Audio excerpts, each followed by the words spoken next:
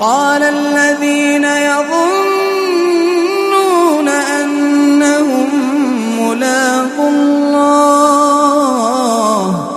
وقال لهم نبيهم إن الله قد بعث لكم طالوت ملكا قالوا أنى يكون له الملك علينا ونحن أحق بالملك منه ولم يؤت سعة من المال قال إن الله اصطفاه عليكم وزاده بسطة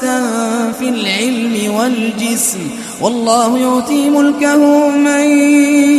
يشاء والله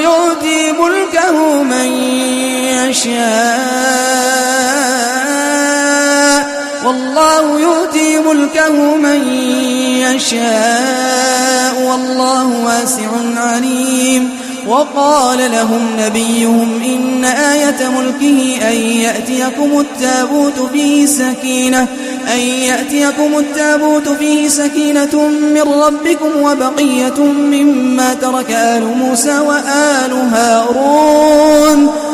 تحمله الملائكة إن في ذلك لآية لكم إن كنتم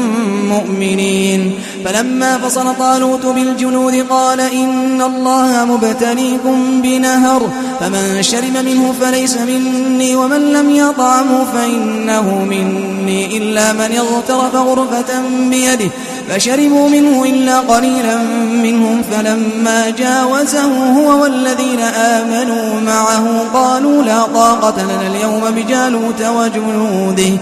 قال الذين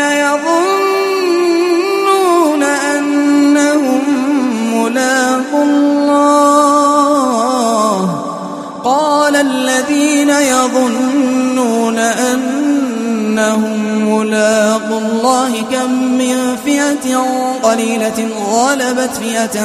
كثيرة بإذن الله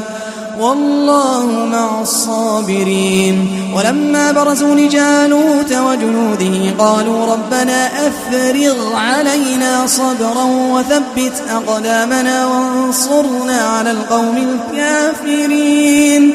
فهزموهم بإذن الله وقتل داود جالوت وآتاه الله الملك والحكمة وعلمه مما يشاء ولولا دفع الله الناس بعضهم ببعض لفسدت الأرض ولكن الله ذو فضل على العالمين تلك آيات الله نتلوها عليك بالحق وإنك لمن المرسلين